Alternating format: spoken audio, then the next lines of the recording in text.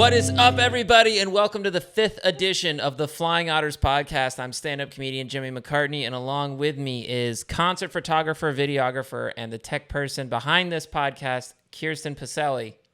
What's up? And today, hopefully, we got a good episode for you guys. We got a lot of things to talk about. We're going to kind of catch you up. Also, I should say before anything else, welcome to the new studio. Yes. Kirsten set this up, and I think she absolutely crushed it. You can see we tied the room together, not only with the painting that she made of us, but all of our memorabilia from various adventures that we've been on, and we're really excited about it. We're at our new spot. We're in the new studio, and hopefully it looks pretty cool for you guys. But I'm really proud of it, so I hope you like it. yeah, she crushed it. I think that looks like a studio. This looks like a studio. We're trying our best. Yeah, we the phrase "fake it till you make it." We are very well aware of the fact we are more faking it than making it. But this looks like we are making You're it. not supposed to say that. This looks like we are making it. That is for sure. So anyway, yeah, let's try to catch everybody up. Since the last episode, we went to New York, and I think the most noteworthy thing that happened there. What would you say? You opening up for Tom Green.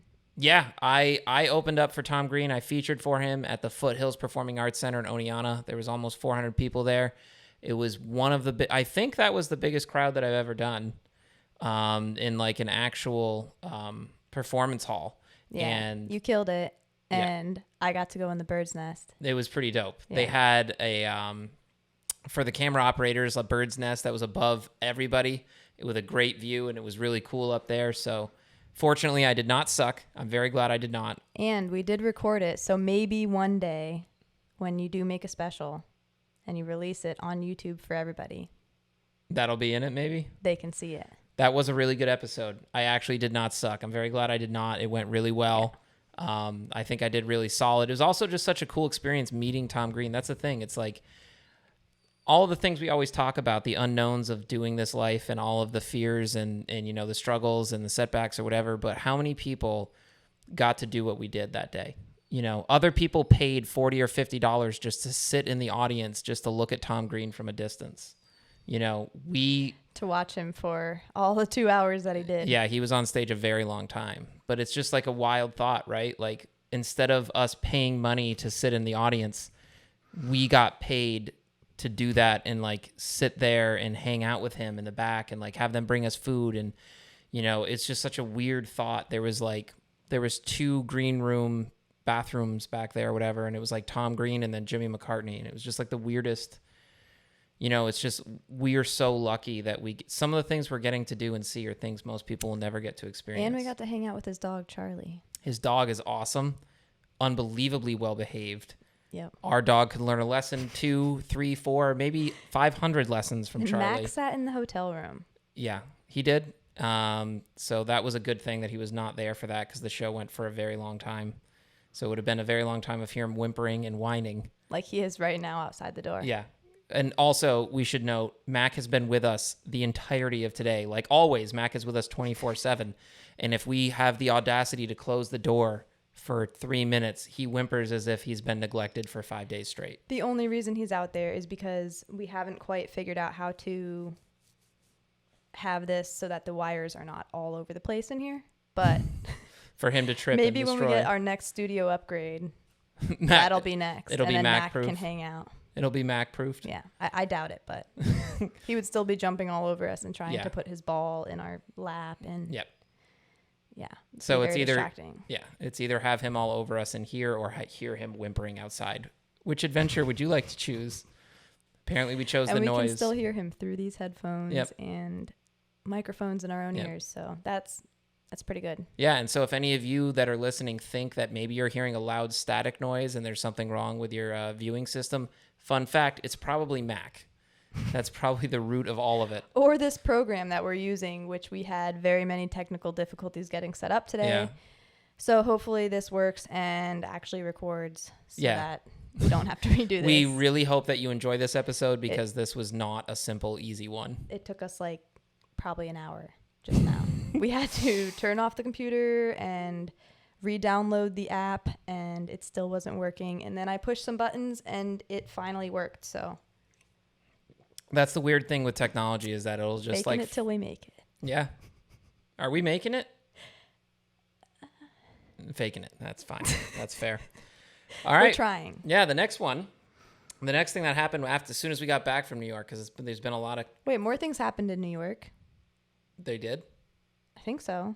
This is the trip we went Yeah. all the way down to Long Island again. Yeah. And then we drove went back to Long up. Island. We saw your family down there. That was really good. Then we drove back up, all the way up New York State. I think the only thing other than that, we had one more show. I did a college where I did an academic forum. That was the first one you got to see in person, which was good. Yep. Mac came to that. He did and was not on his best behavior, but fortunately everyone loved him and no one regarded his service dog tag at all. That was a really cool college. Yeah, it was. Paul Smith's college is great. If any of you have a youngster who wants to go to a different college, it's in the middle of the woods. They do programs like forestry management and culinary. So it's very specific programs. And 900-mile kayak rides. Yeah, if you want to like that. Yeah, if you want to go on like a marathon canoe run or climb an ice wall, go to Paul Smith's college in Saranac Lake, New York. But yeah, we did that show. That went good. Then we came back here and we moved, which was horrific as always. I feel like all we ever do is move things, put them away, and then reassemble them. But shout out to our moving company because they were awesome. Yeah, if you're in the greater Tampa Bay area, 123 Moving. 123 Moving. Those guys are awesome. They are from the Czech Republic, and a Cuba? former Cuban surgeon is now a mover in Tampa Bay. And those guys are awesome. It. They work their ass off. They're funny. They're really good dudes. They are fantastic. And they moved our whole apartment basically for $600. Something really cheap like that. They were great. They were wonderful. They were good guys. They did an awesome job. And then after that, we had to set everything up, which was not ideal, but we got that move done. And then as soon as we got done the move, we were on the move again. We had to pack up and ship out to drive 7.5 hours to Charleston, South Carolina, where I performed at Joint Base Charleston. That was a great show. That was awesome. A lot of fun. Merch and Jamil, a couple of our really closest friends were there, which was great. They got to see it. And the show was just awesome. And I think, I don't know, on a previous episode, you know, we kind of talked a little bit about the struggles of going through certain things, but I don't know. Tell everybody what you thought about that show. What do you think? I thought the show was really awesome. They had it set up in like a bar kind of, which was on base, but also anybody could go. You didn't have to go through like the whole military gates and everything to get onto the base. So anybody could go there, but it was pretty filled. There were 2 little toddlers with mullets. At the beginning. Running around, sitting in the front row of your show. Yep. So that was interesting. Yep. Fortunately, they left because it would have been really weird and the people that booked the show told them, they're like, this is for adults. And the parents were like, oh, it's fine. You did some good crowd work on them. Yeah. That was funny. Yeah. And the thing that was really good about that show was, I don't know, it felt like the show itself wasn't that significant because it wasn't a massive crowd, but what it felt like from an energy perspective, it felt right. Yeah. You know, it felt like there was zero barriers, zero apprehension. I felt like I was like in the zone. You were so comfortable up there and you crushed it with crowd work. Mm-hmm. That felt special. That felt like the thing. It's one of those things where it's like when you see athletes that work really, really hard and then they finally get into the competition and then they felt like they succeeded. They reached what they were working for. I'm not where I want to be in life, but in that moment that felt like the things that I've been sacrificing for were not for nothing. And those kids really loved it and appreciated it. And that's what matters the most. That the military absolutely adores having performers come and do things. So if anyone is listening to this, let's say hopefully this podcast takes off, right? Goes viral and people all over the world listen. Anyone that goes back into this, you know, back to the old episodes when we were still trying to figure everything out and figure out who we are and what the point was. Anyone who's a performer, a musician, comedian, you know, inspirational speaker, whoever, if you have any interest in the military at all, go perform there. And Kirsten, I obviously love it, but Kirsten can tell you she's seen it, the impact that it has on them. I even got to perform there. And that's the thing I was getting to. Probably the coolest thing of all was after the show, what did we do? We sang the national anthem karaoke style and got a standing ovation of everybody standing up. All of the soldiers stood up at attention because it was the national anthem. And then what happened as soon as we finished the last word of that song? We dipped. We dipped, but what was the crowd's reaction? Oh, everybody went wild. They loved it. They loved it. And that's the thing. So, I mean, Kirsten, why don't you tell everybody, like, what do you think?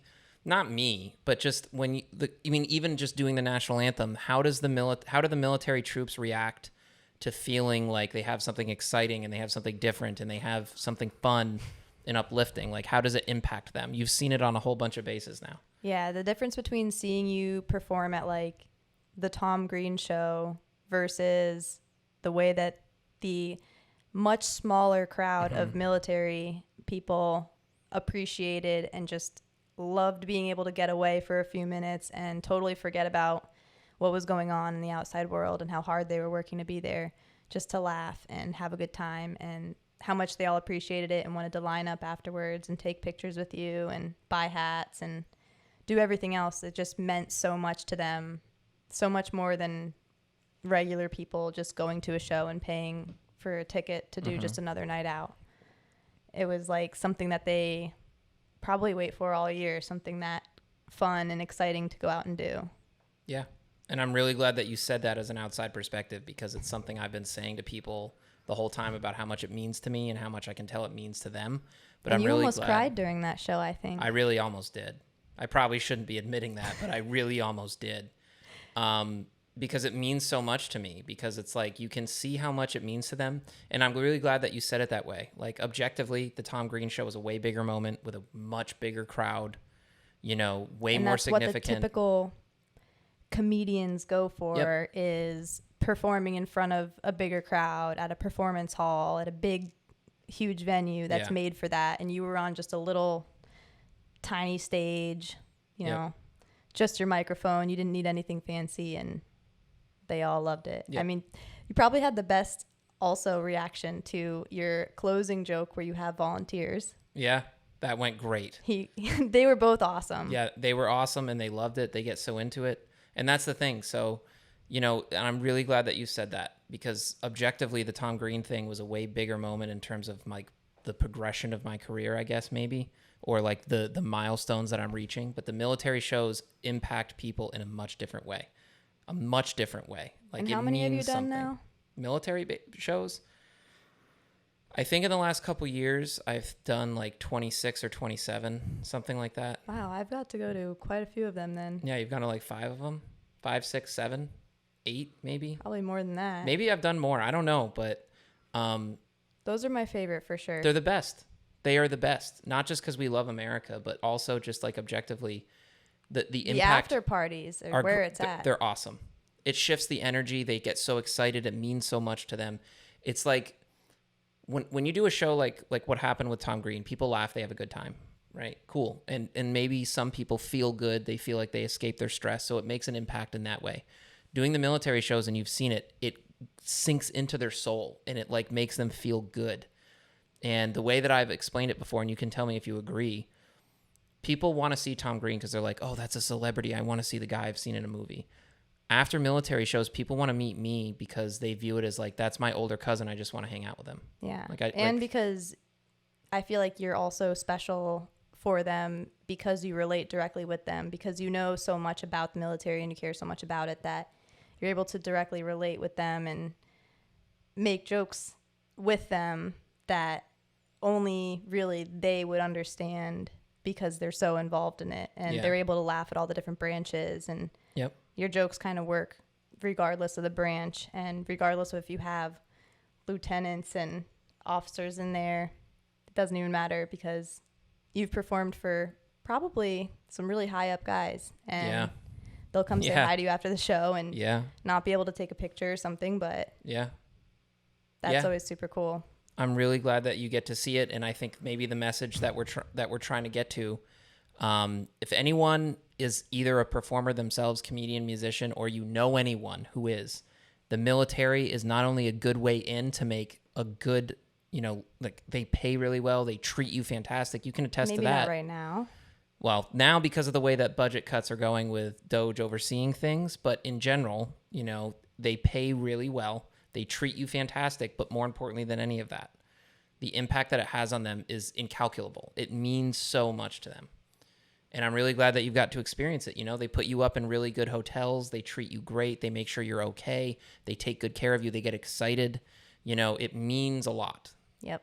And I'm really glad not only that you get to go with me everywhere, because I'm very blessed that you get to do that, and I'm very thankful for that, but also like particularly the military shows. I'm really glad you've got to experience it because it's something really special and most people don't know. And even though I've always loved the military, if I didn't have two drunk soldiers come up to me and suggest it, I would have never even known that they did events on military bases. I had no idea. Yeah. They do exist. They have like their own events department, and you guys should go check them out. I probably never would have ever gone to a military base otherwise. I mean, most normal civilians probably won't. You can't. I got my picture taken and everything. I'm official in their system. Yep.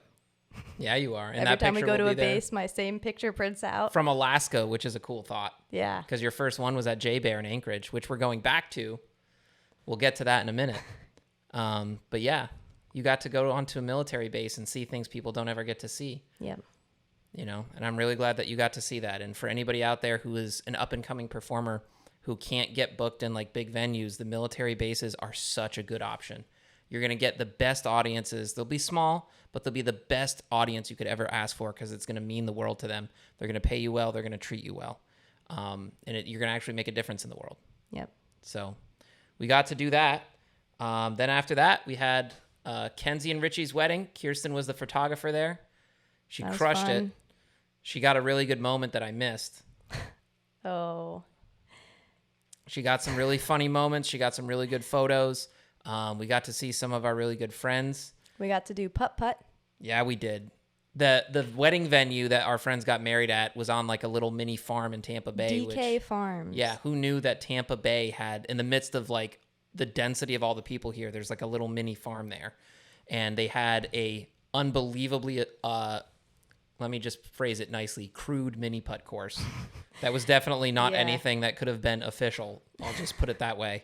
But they also had like a human-powered go-kart track, which was so much fun. Which I ran my dress over in. So. And then quit. She quit, folks. I won. Shame on her. I won, and then I quit. You did not win and quit. We were supposed to do 3 laps. You have it on video. You quit on lap 2. You didn't call 3 laps. Okay, folks, for anyone watching this, if you have a normal size track or you play Mario Kart, do you do 2 laps or do you do 3? Okay, well, if it's in a dirt road and you're in a wedding dress, a long wedding dress. Excuses. Champions don't make them, folks. I won anyway. Yeah. You quit on lap 2, so you won nothing. Well, you even said in the video, I'm going to take my victory lap now. So you knew that was an after the fact. A victory lap because you quit. It was easy. Okay. He won by default. I'll take it. Then finally, I think after that, my mom came down to visit. We stayed on Treasure Island. I have one other thing that I remembered. What? We got tattoos. Oh, shit. I forgot about that. Yeah. Can you see? Neither one of us, folks, is I'll put up a picture. Our ring people. And so we decided that we would get tattoos of our stick figures that are used on the Flying Otters podcast. So I got the symbol for Kirsten on my hand, and Kirsten got the symbol for Jimmy on hers. And what was noteworthy is when we went in there, we told the to be forever anonymous tattoo artist, "Excuse me, sir, we would like this to be very small and subtle." And he said, "Oh, I can go down to 0.3. That's my smallest one." And he really wanted to do 5. And we said, "No, let's go with 3. So he decided what? That he would do it 3 times around. So it's a little thicker than we expected. Much thicker. And the lines don't really match up, but it does justice. It's a drawing, so it looks just like that. Yep. So yes, we did get that. Does not look like a professional tattoo. It looks very much like a drawing that we could have done on each other maybe, but... Yep. We could have tattooed ourselves for sure. But hey, we got it. Yep, we did. And it only took 2 hours to get these little tiny stick figures on our fingers done. That's all it took, just a little 2 hours. Yeah, and then after that, my mom came to visit, and she got a condo on Treasure Island, and we hung out there. That was awesome. Yeah. We got to see Steven, my old roommate, which was great to see him again. But we got to sit on the beach. And now that we are back with all of that, we are back here with an announcement about... I don't have the notes today. T-shirts. T-shirts. How was I supposed to remember that? Hit them with it. Give them the update or the pitch, if you will. Well, we got the T-shirts. I think I mentioned them last episode, but we did get them in the mail, and they look pretty dope. Yeah, they do. They are awesome. They're not pretty dope. They are fantastic. They are amazing. But we haven't quite figured out a supplier yet. So the way we have them right now, they're relatively expensive. So hopefully we'll figure out a supplier soon. But the design is dope. The shirts are dope. And we'll need to do our modeling shoot still. Yeah. Now that we have them. Yep. But they are on the way. And they are really cool. Like, obviously, we're very biased, but they are dope. And we'll be wearing them this weekend. Kirsten has a wedding coming up this weekend. Yep. This Saturday, she'll be doing a wedding not too far from where we live. We will be doing a wedding. Oh, that's right. I will be the assistant. I'm going to be the guy who gets coffee. I'm going to be the guy. My second camera. Yep. Camera 2. Camera 2. I'll be that guy. We're going to do, Kirsten's going to be doing photography, and we're also going to have me doing my best to try to get some video clips so that they can make reels. But yeah, you got a wedding coming up this weekend, which is awesome. And then right after that, the next day, we're going to be flying to New York. Kirsten has another shoot at a wedding venue. And I am going to be doing what? Oh, I have a show at the Mirror Lake Inn in Lake Placid, which the reason we're excited about that, it's I think they're called Michelin 4-star, a fancy people resort. A fancy rich people resort. I'm going to be doing a show where there. We will most definitely fit in. Yes, we will blend in. We will look the part, act the part, and carry ourselves as if we are fancy, refined, elderly, rich folk. Prim and proper. We will be prim and proper, with ladies Mac. And gentlemen. Yes, that'll go well. What could go wrong? Absolutely nothing. But yeah, I'll be doing a show at the Mirror Lake Inn in Lake Placid, New York. Kirsten's going to be doing a photo shoot. And then right after we get back, Mac is going to get his. Mac's getting his balls chopped off. Mac's balls will be gone forever and always, folks. And we cannot wait for that. We are excited. We're going to throw a party. We're going to be very, very excited for the removal. It is clearly such a big update that it has made the list. Yeah, it made the cut. It was literally written as Mac's balls. They are gone. June 3rd. And we are not sad about it. Not one bit. We will not miss those things at all. And then after that, I think this is the biggest news. We are going to be flying back to Alaska. And we are so pumped because not only are we going to go to Anchorage, we're going to be doing a show in our friend's town of Wasilla, just outside of Anchorage. And then after that, we are going to be going to J Bear. So it's Wasilla at Everett's. And then the next day on June 13th, I'm going to be at Coots in Anchorage, which will be a show for the public if anyone wants to come out. And then J Bear, the military base in Anchorage, again on the 14th. And my favorite one so far. We're going back to J Bear for the Army's 250th celebration party. I'm really excited. I'm honored that they're going to have me there for their 250th birthday. J Bear stands for Joint Base Elmendorf Richardson. It's Army and Air Force, and the Army is celebrating their 250th birthday. I am so pumped for that show. There might be one more or here or there, but then we're going to scoot on up to Fairbanks, which we've never been there. So we're going all the way up to Fairbanks, and I'm going to be at Ellison Air Force Base just outside of Fairbanks, and I might be doing Fort Wainwright. We'll see about that. But yeah, we got a lot of shows. We're doing an Alaska tour, girl.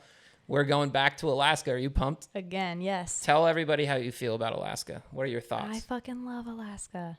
How could you not? And it'll be 23, 24 hours of sunlight. Mm-hmm. We're gonna be in Fairbanks during the summer solstice, which is just wild. We were there during winter, and now we'll be back in the summer solstice. Yeah. It's pretty cool. Yeah. Tell everybody why you love Alaska. There's so many reasons. Well, we get to go see our homies again, which is pretty cool. Yep. I did not love how cold it was, but I'm hoping that it won't be as cold this time around. I love the Alaska flag. Yeah. They have a dope flag. Yeah. I also don't love how far of a flight it is from Florida, but It's as far as it gets. yeah.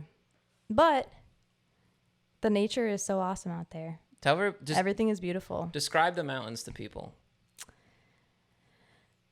They're huge.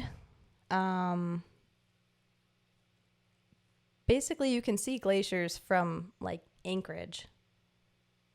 The maps don't work so well. No, they don't. We almost got Michael Scotted the last time we were in Alaska. The episode where Michael was trusting the GPS and it told him to turn right. And so he listened, and even though you could clearly see he was going down a boat ramp into a lake, he was like, well, GPS is telling me. We had that exact thing happen. We pulled in a off, really badass Jeep Gladiator. Yeah. We pulled off to piss, and then GPS told us to keep going, and it literally wanted us to go into a river that was fast flowing with chunks of a glacier flowing in it. It wanted us to go into that. But this time, hopefully we'll get to see some like other wildlife like bears and salmon and all that crazy stuff that happens in the hotter months when they're out of hibernation. Mm-hmm. Yeah, I want to see an eagle like rip up a salmon. We saw some water. What did we see last time? Some mountain goat things. They were sheep, but they were sheep that were living on the side of a mountain like a goat. On the cliff edge of the mountains. Yeah. It was pretty cool. But there's something special about Alaska mountains, I think. I think mostly for me anyway, it was just like the number of them. Like when we were flying in and it was just like mountain range after mountain range after mountain range and it just kept going and going and going. There's just so many of them. And there's not really trees up there. No. And they're huge. They're so big. They're really big. Yeah. Alaska is wonderful, and I'm so pumped that we're going back there twice in 1 year. We feel very fortunate for that. Did I have my camera last time? I feel like I had to have. No, you didn't bring your camera on that trip at all. Well, I'll have my camera this time for sure. Mm-hmm. And we'll get some badass shots of your shows and the wilderness and Fairbanks. Yeah, I'm pumped to go to Fairbanks. Yeah, that's going to be awesome. It's going to be really cool. And we're going to get to go see the bus. The bus from Call of the Wild, Into the Wild. That famous movie. Jameel would know. Yeah. Sorry, Jameel. We forgot the name. Don't get mad at us. Yeah. Don't get mad, bro, but we're going there. He requested a shirt from there. I don't think Jameel's ever made a request for apparel. So he did. Other than our shirts. He said shirts. he wanted the XXXXL Flying Otter shirt. So Jameel, soon. As soon as we remember the name of that movie. We're going to get him one of those 7XL ones that the My 600-pound life people have. Your mom also wants like an XXL. Yeah. We'll do that. We'll get the big sizes as best we can. We'll get the big sizes. As best as we can. Just like this one. Yep. And so that's it for the things that are updating. And now we're going to get into the meat of it. And I think this is what matters most. What we're going to talk about today, folks, is what's going on in the news. One of the things that's really relevant right now is AI, and people are talking about it. A lot of people have different views on it. A lot of it is good. A lot of it is negative. No matter what people feel, it is the future. It is what is relevant. It is what is coming. It is what is happening. And so here is an article from NPR. The title is about, is AI the future of America's foreign policy? Some people believe so. At the Center for Strategic and International Studies, a Washington, D.C.-based think tank, the Futures Lab, is working on projects to use artificial intelligence to transform the practice of diplomacy, meaning how politicians relate to each other and create foreign policy.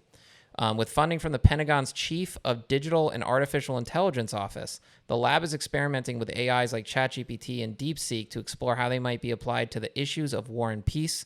While in recent years, AI tools have moved into foreign ministries around the world to aid with routine diplomatic chores such as speechwriting, those systems are now increasingly being looked at for the potential to help make decisions in high-risk situations. Researchers are testing AI's potential to craft peace agreements, to prevent nuclear war, and to monitor ceasefire compliance. That is huge. That is major. That goes way beyond. That is like the leap forward that a lot of people either are excited about or terrified about. That is a major leap from, hey, ChatGPT, can you write me a 2-page paper so I don't have to research it in my History 101 class? This is a very different thing. With that being said, Kirsten, what are your thoughts on AI in general and how it could potentially pertain to the molding and the shaping of foreign policy and potentially its applications within military systems? What are your thoughts on that? I think that's a loaded question because AI in general versus AI for the use in foreign policy are two very, very different things. I think AI in general is a good thing for us to have as a resource and as a tool to make simple, mundane, mindless tasks a lot easier, like putting together lists and schedules and even business plans, honestly. But to have it do things that require thinking and thought and calculations outside of just what it's researching and reading from the internet that's already available and putting it into a short and condensed document is much different and pretty scary, especially after just watching The Matrix. Mm-hmm. Yeah, I think that having it be able to learn as fast as it can is really scary. But then again, if we aren't using it and other countries are, we're kind of putting ourselves at a disadvantage by maybe falling behind or not being as up to date or up to speed with technologies. But I mean, we're already at the point where technology is smarter than humans. I mean, I think everyone can agree with that. But it's just a matter of how much controls are being put into those technologies for the people who are building them to make sure that they don't end up controlling us and doing things like the Terminator. Do you believe that? Yeah, that's what I was gonna say. This is like the precursor to what the Terminator series is based on. Everybody says like, "Oh, it'll be back with like Arnold," right? They know the quotes or whatever, and they think, "Oh, it's a cool action movie," but they don't. Like the plot line of Terminator is basically AI. So like, here's what happened in the Terminator series in a very short, condensed fashion. In a different timeline, the U.S. government was using AI to control its military defense systems, but it also had a glitch. It was a virus, and it wasn't acting correctly. When the military figured out that the AI system called Skynet was not working correctly, they tried to shut it down. And when they did, AI recognized humans are trying to delete me. Humans are the threat. So it decided that all humans are a threat to its existence. So it instantly decided to launch all of the nuclear weapons it had access to around the world. All of the world launched all their nukes, killed almost everybody, and then AI, Skynet succeeded in building physical robots, the Terminators, to try to kill the rest of humanity. That's what the Terminator series is based on. Eventually, they got so intelligent, they figured out how to time travel, and they sent a Terminator back in time, and that's when you get the movies. But that's what the universe is rooted in. That is a terrifying thought, and it was originally sci-fi, but based on that article, that's like one step away. Using AI to dictate foreign policy in terms of like, how are we going to negotiate with other nations? What are fair trade deals, right? That's one step away from how can we integrate this into military applications directly. And that's terrifying, in my opinion. Or that's on the same token. I mean, they kind of go hand in hand, right? Yeah, they do. They're connected. But what I mean is like having AI or a computer directly having its finger on the button to do like drone strikes, stuff like that. You know, working with what's more powerful? I mean, that's a whole nother conversation. What's more powerful? A conversation. I mean, isn't it just as scary to have a single human in charge of that button? Yeah. Regardless of the human, it's like the human could have a bad day. Yeah. And we're trusting it in a sentient being. And also what you said, there's something to be said for the inevitability of the race, right? So like the reason why there's like I think the term is nuclear proliferation. So like the idea of nuclear weapons spreading to other nations. So like India develops nuclear weapons and its enemy Pakistan is like, well, if they have them and they're our enemy, we can't not have them. So we have to develop them. And so like nations around the world, because they feel the necessity of the race and the pressure of like, well, if they're going to have nukes, then we should too. Right. So like what you said is something that a lot of people need to consider. Even if we as Americans think ethically, it's probably not a good idea to have AI making military or diplomatic decisions. It doesn't matter, because if China is doing that and Iran is doing that and Russia is doing that and they get advanced and they get ahead of us, that is a huge disadvantage for us geopolitically. Yeah. So at that point, should we be developing it because we know it's inevitable? And then the conversation should loop into the idea of like, should we sit down with all the other nations and be like, let's put the brakes on this and figure some shit out, you know?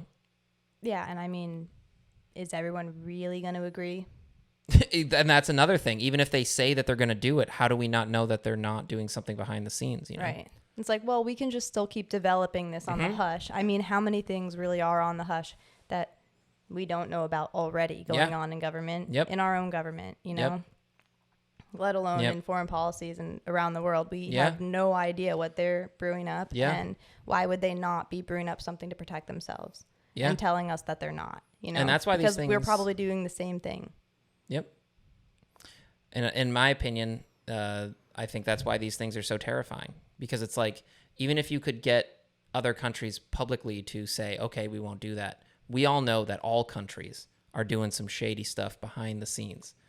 That's behind why the there's curtain, war. you know, and it's not all of them are nefarious, you know, like a lot of them are just like the latest iterations of like new weapon systems. Like it makes sense to not tell the public. I mean, think about how many countries' involvement it takes to create the power grid and to create the servers that host and hold all this information and everything that runs all of these machines that run all these buttons. Like the button is an electronic thing that needs to be ran somehow, that pushing that button needs to set off something to cause a nuclear reaction. Like everything is interconnected. And that all comes together with all these different chip companies all over the world, that it takes all of them in order to run, you know? It's a really weird thing because, you know, the Cold War, we had, have you ever heard of the phrase mutually assured destruction?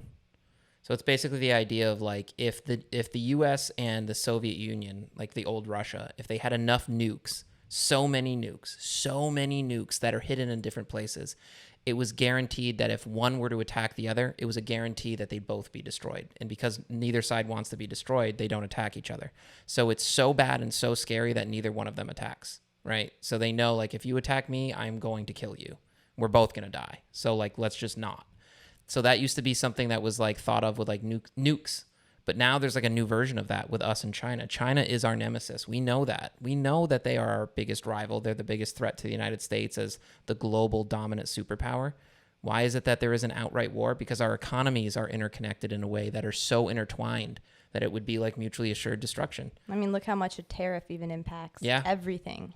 On both ends. You know, like they supply us, but we buy. So it's like if things aren't going well between us and China, hey, putting a huge tariff on each other really isn't helping the overall economy for either of us. Right. And we're both superpowers, so why would we both lose our place as superpowers?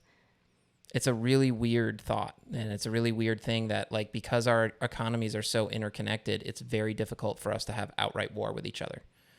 And I don't know, maybe that's a good thing, maybe it's a bad thing, but it's a reality of where we are. You know, until there's maybe a country would view something as AI as a way to go around the obvious dominance that the United States has militarily, you know, between our soldiers and our aircraft carriers and things. Like if you could crash our grid or crash our economy, or, you know, all of our money is computed digitally, that kind of a thing. Maybe a country that's not nearly as powerful could have a way to, you know, affect us in a very negative way. That's why this stuff is wild. We're in a really wild time, and it keeps advancing at a faster rate every day. Yep. I mean, that's what machine learning is. It's like learning on itself. Where would you see... Which is the scariest part about AI. Where would you see the future of this going? Well, obviously no one has a crystal ball, but where would you see this going? Let me put it this way. Do you think that what a lot of the sci-fi movies predict of technology, there's so many different sci-fi movies and universes that predict that eventually technology will have a revelation and view humans as a bad thing and attack humanity. Do you believe that that is a legitimate possibility based on the way that things are accelerating? Sure. I mean, of course. It's not even just to say that anything is possible, but I mean, that's where we're headed. We already have robots that can do as much and then some as humans can. So why would we put it past us that that's a possibility? Yeah. And really at that point. And also in the near future, that we're not even looking 100 years out. We're looking like 5 to 10 years out. This, like, the way that it's advancing is exponential. Yeah. It's really wild when you think about think about it from like the idea of like flight, right? So for all of human history, most humans said human flight is impossible. It can never happen. It just won't work. And then the Wright brothers have their first flight. And then I think it's like 10 years later, World War I happens, and there's hundreds of planes dogfighting in the air, shooting each other, right? And I think it was less than 60 years we went from the first ever human flight ever to being on the moon. It was either 60 or 70 years. Yeah, it was like 1907 and then 1969. Oh, yeah, the idea of the moon landing. Let's just say, even if we remove the moon, going to space. Let's just say that. Let's just say going to space in less than 70 years. Yes, they are. So if you think about in less than 70 years, we went from the first ever flight to being in space. And then imagine 70 years of like starting 2 years ago with like AI first starting to gain, notoriety and like being implemented publicly 2, 3, 4 years ago. I mean, how long has the internet even been a thing? Right. Like, some of us were alive before even cell phones really were a thing. Mm-hmm. And it's hard to even comprehend how people lived before cell phones. Like, how did people get anywhere?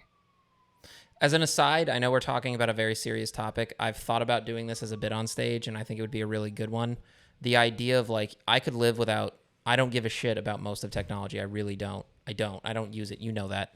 The one thing that I really don't think I could live without is GPS.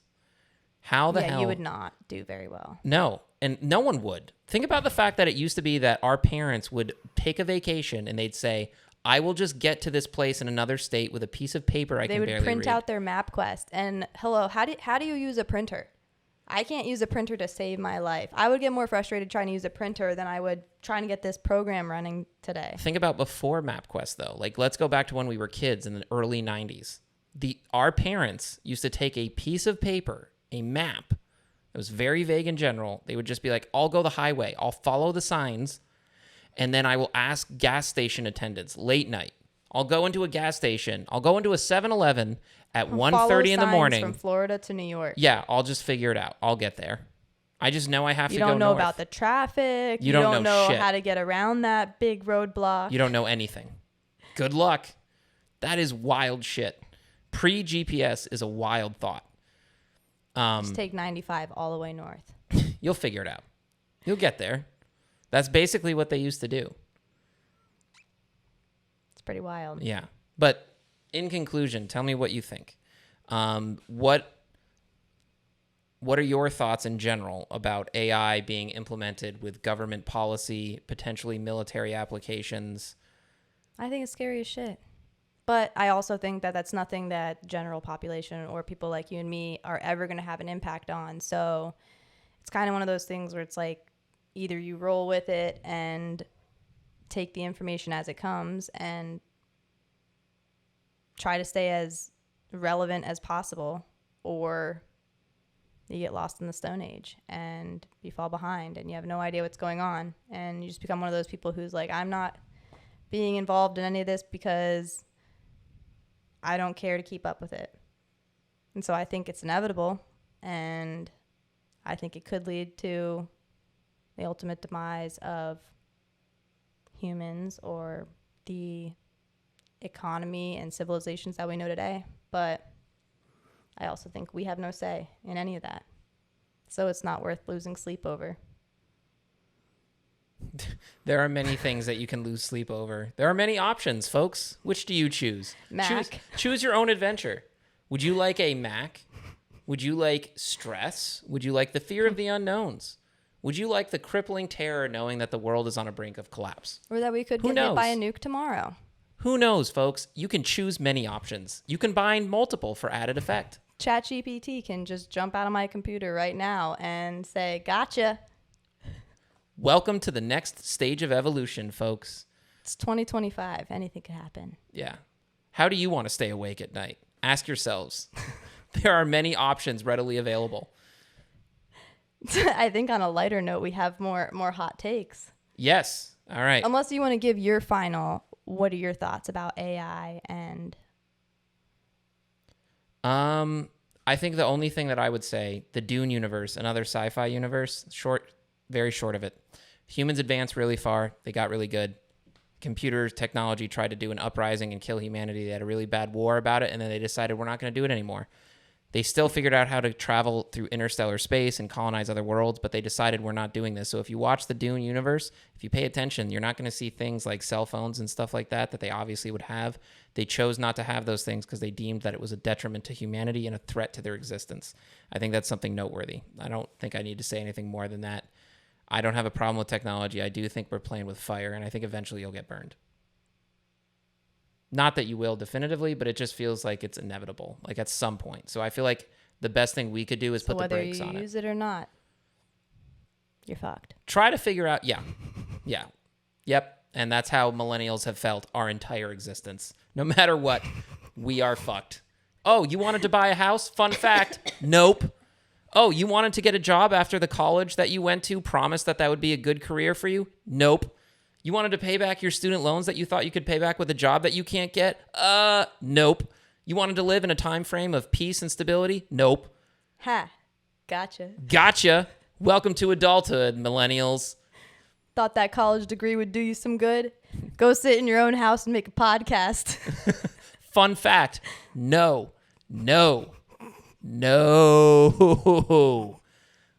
Try harder. Yeah, why didn't you buy a house in 1983, you dumb idiot? Why were you being a fetus? You could have just bought a house for the low price of $12,000, you stupid millennials. What's wrong with you? We should have known. Yeah, you hate to see it. But we did have Razor scooters, so that's a good thing. And we still do. Yeah, we do. Yeah, we have a light up one, so... We've probably mentioned it before because it is a hot item in this house. It's a very good one.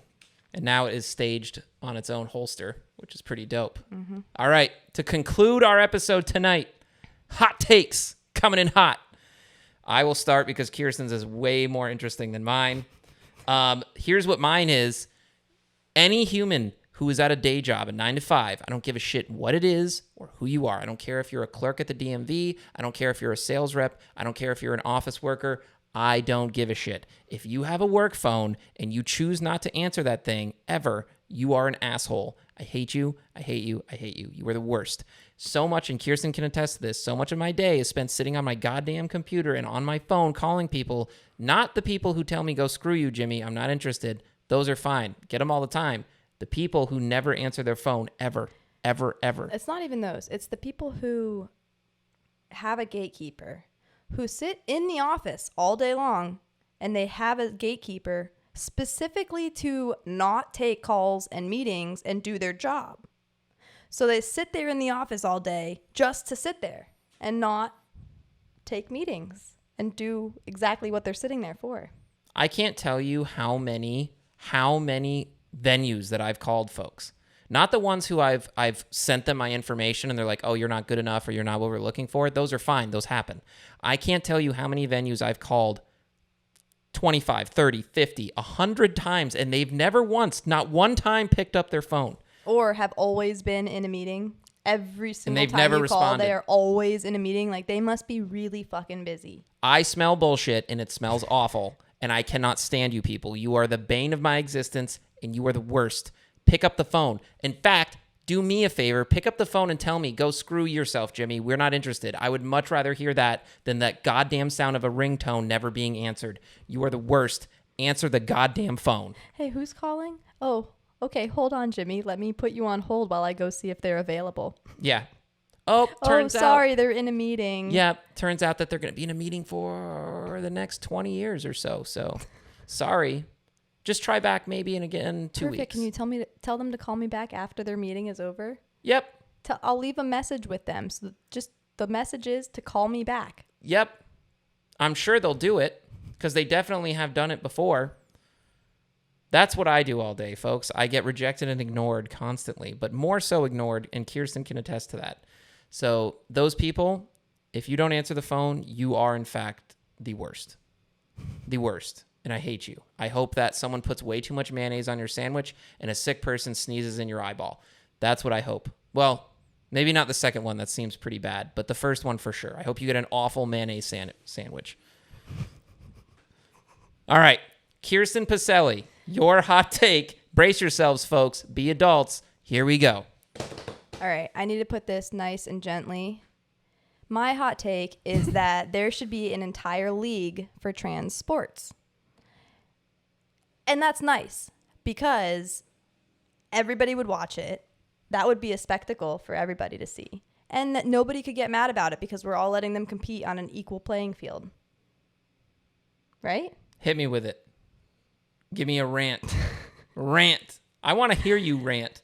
Okay, I know it's entertaining to watch trans men compete against women, and I guess trans women don't really compete against men because obvious reasons. But putting them all into one group, tell me you wouldn't love to see that.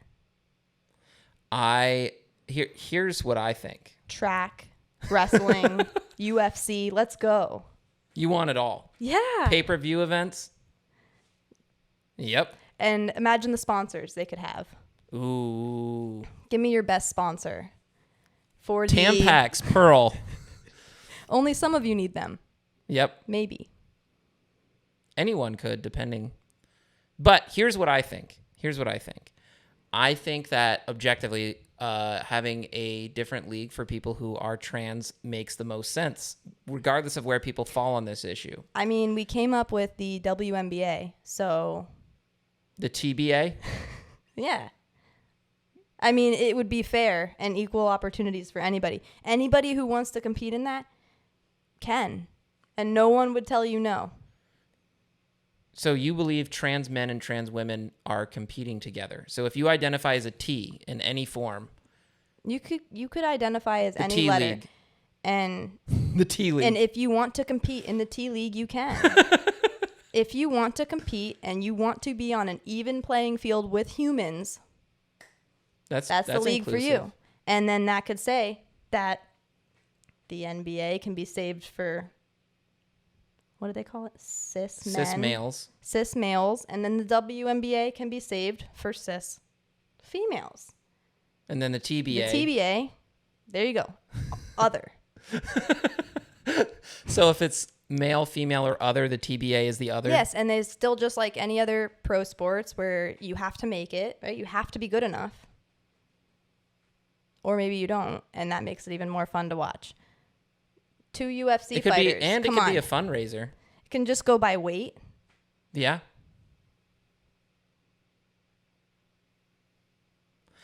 Ladies and gentlemen, you heard it here first, folks. Maybe the we should TBA, cut that last part out. Or not. Or we should just let it ride because this is no, honestly though, this is a conversation that needs to be had because I think the problem that people are doing is they're viewing this from one or the other.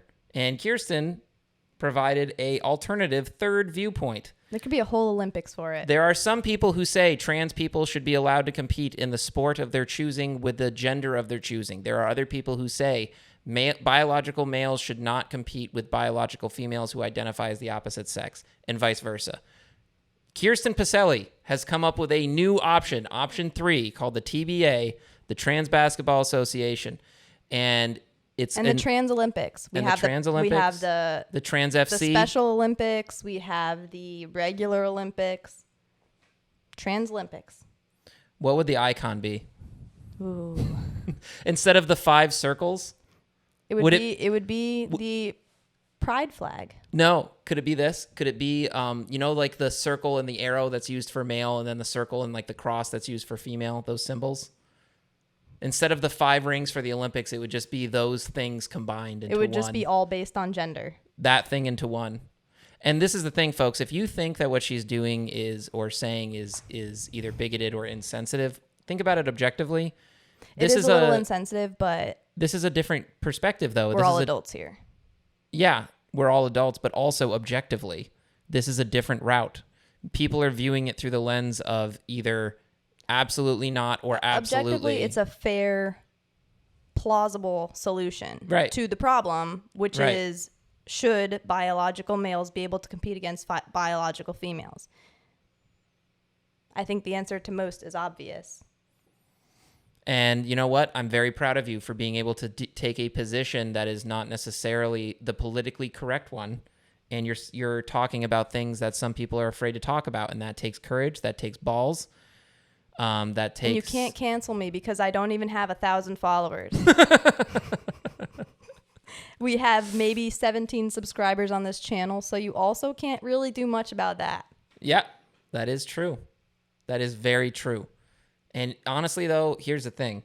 For anyone out there who is offended by what she just said, well, also grow up. Who gives a shit? You can tune out. You can change the channel. That's fine. If Family Guy said it, you wouldn't be mad, so... But it's one of those things... Also, South Park has joked about it. Of course. A long time ago. Of course. But I'm honestly... That makes it allowable to joke about. Honestly, though, dude, I'm very proud of you right now. I'm very proud of you because you did something that a lot of people are afraid to do. You took a position that was against what the progressive left views to be socially acceptable. A lot of people are afraid of getting canceled or being labeled a bigot. It takes courage. It takes balls to do that. And you did something that takes courage. I think if I positioned it in a different way, though, and I made it less of a joke and more of objectively, that is a good solution. And it gives trans people a way to participate, then maybe it would be perceived in a different way, too. Yeah. But you know what? Not only did it take courage to say what you said, but objectively, you provided an alternative viewpoint that other people have not thought of. So not only was it something that took courage, it's also something that is like, maybe people should think about that. Maybe it should be considered. Maybe it should be talked about. It's a hot take for a reason. Yeah, because a lot of the people that have been objecting to trans people in sports, it's not the idea of them playing sports. It's the idea of safety and fairness. And so that's something that I think is really important. When the progressive left gets mad about people on the right or in the center saying that they don't want trans in certain sports, it's not about saying we care about someone's sexual preference. We care about someone's identity. It's not about saying we don't want them to be able to compete. Yes, it's literally based on two things, fairness and safety. That's it. And so objectively, you provided an alternative viewpoint where the discussion can move in a new direction. It's just like the Special Olympics at the end of the day, and the Special Olympics is not a bad thing. Not at all. All the people who are allowed to compete and can and do compete in the Special Olympics appreciate having a league of their own where they can fairly compete against other people in the Special Olympics. Right, exactly. I'm proud of you, girl. It's a fair solution. I'm genuinely proud of you right now. Thank you. And who would have thought that it came and the idea of the TBA and the TFC? But I'm very proud of you, girl. I'm very proud of you. And I hope that you guys had a wonderful time tonight. We hope that you enjoyed this episode. And no matter what struggles that you guys are facing in your life currently, we hope that wonderful things happen to you and those clouds part soon and the sun shines brightly for all of you. Thank you for tuning in to another edition of the Flying Otters podcast. I'm stand-up comedian Jimmy McCartney, and along with me, I'm Kirsten Pacelli. Kirsten Pacelli, ladies and gentlemen. We hope wonderful things come to all of you. Thank you for tuning in. Think about some of the things we talked about. And even if you disagree, that's fine because it affirms your own position. And hate on us in the comments. We could take hate because that's better than nothing. Yep. So here we go. It helps our channel grow either way. So yeah. Duke it out. Thank you so much for tuning in, ladies and gentlemen. We hope that wonderful things come to all of you, even the people who disagree with us. Thank you for tuning in. We hope you have a wonderful night, and we hope to see you again for another edition of the Flying Otters podcast. Take care, everybody. Peace.